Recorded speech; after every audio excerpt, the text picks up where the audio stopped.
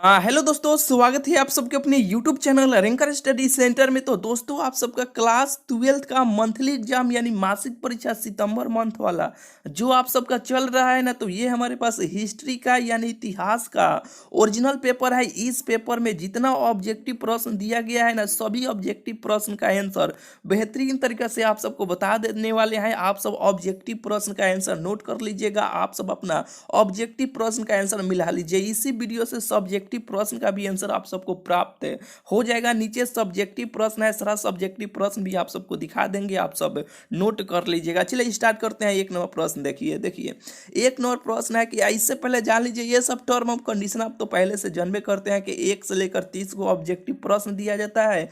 30 को में से 25 को प्रश्न का उत्तर देना रहता है, 5 को छोड़ देना रहता है। हम आप सबको 30 प्रश्न का आंसर बेहतरीन तरीके से आप सबको बता देते हैं। आप सब ऑब्जेक्टिव का आंसर नोट कर लीजिए, आप सब लिख लीजिए, ठीक है। चैनल को सब्सक्राइब नहीं किए हैं तो चैनल को जरूर से जरूर आप सब्सक्राइब कर लीजिएगा, ठीक है। एक नंबर प्रश्न देखिए, एक नंबर प्रश्न में के ऋग वेद का रचना काल क्या था? तो 1500 से 1000 ईसा पूर्व था, जो ऑप्शन नंबर इसका डी हो जाएगा। एक नंबर प्रश्न का आंसर ऑप्शन नंबर डी हो जाएगा, नोट कर लीजिए। 2 नंबर प्रश्न देखिए, 2 नंबर प्रश्न है कि ऋग वेद में वर्णित प्रमुख देवी कौन थी? तो उषा भी थी, अदिति भी थी, सरस्वती भी थी, इनमें से सभी हो जाएगा, ऑल ऑफ दीज हो जाएगा। 2 नंबर प्रश्न का आंसर ऑप्शन नंबर डी हो जाएगा। 3 नंबर प्रश्न देखिए, 3 नंबर प्रश्न के उत्तर वैदिक काल में किसकी रचना हुई? तो देखिए सामवेद का भी हुआ था, यजुर्वेद का भी हुआ था, अथर्ववेद का भी हुआ था, इनमें से सभी हो जाएगा, ऑल ऑफ दीज हो जाएगा।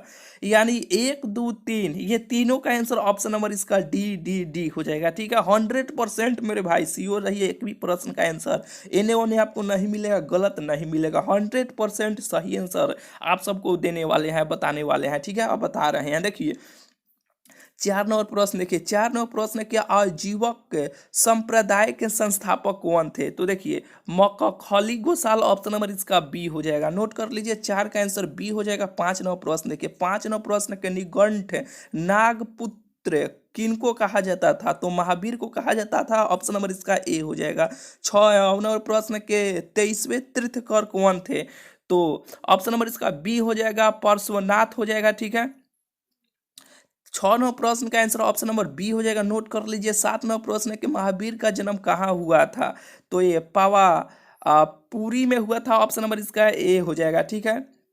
7 का आंसर ऑप्शन ए हो जाएगा। 8 नंबर प्रश्न देखिए, 8 नंबर प्रश्न है कि महावीर ने अपना पहला उपदेश कहाँ दिया? तो ये राजगृह, ऑप्शन नंबर इसका ए हो जाएगा, राजगृह में दिए थे। 8 का आंसर ऑप्शन ए हो जाएगा। 9 नंबर प्रश्न है कि महावीर को ज्ञान की प्राप्ति किस वृक्ष के नीचे हुई? तो साल वृक्ष के नीचे हुआ था, जो ऑप्शन नंबर इसका ए हो जाएगा। 10 नंबर प्रश्न है कि पार्श्वनाथ के सिद्धांत में महावीर ने क्या जोर दिया? तो ये ब्रह्मचार्य जोड़े थे, जो ऑप्शन नंबर इसका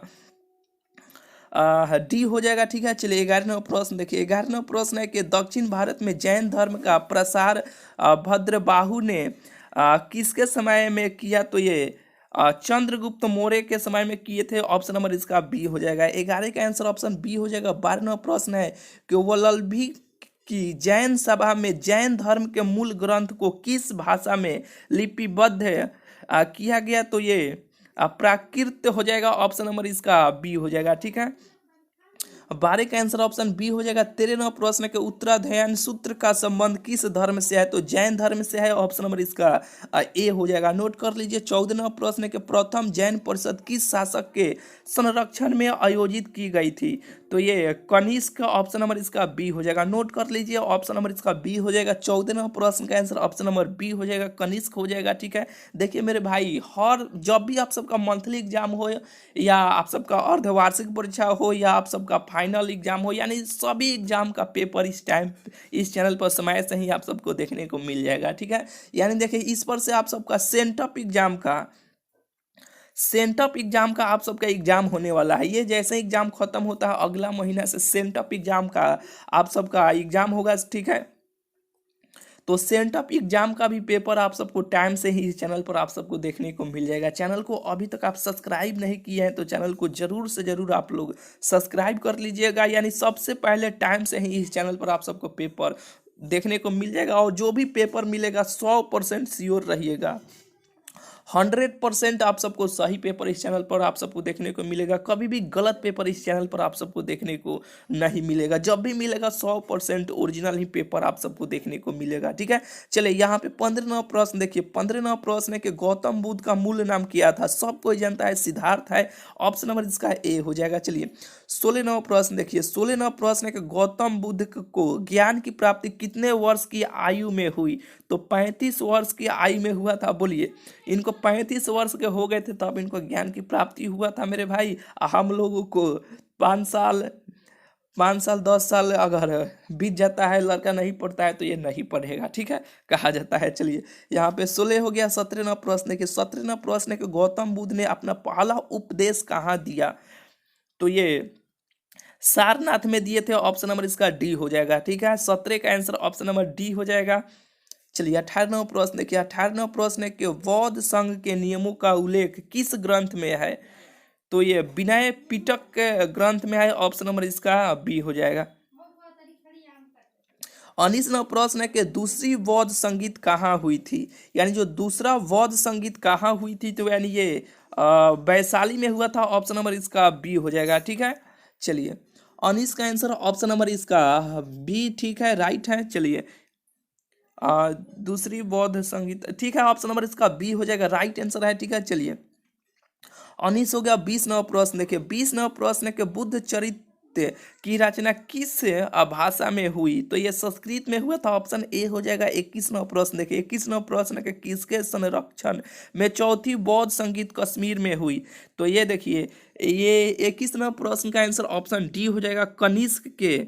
ये कनिष्क ऑप्शन नंबर इसका डी हो जाएगा। ठीक है, कनिष्क के संरक्षण में चौथी बौद्ध संगीत जो हुआ था ना कश्मीर में, वह कनिष्क के संरक्षण में हुआ था। ठीक है,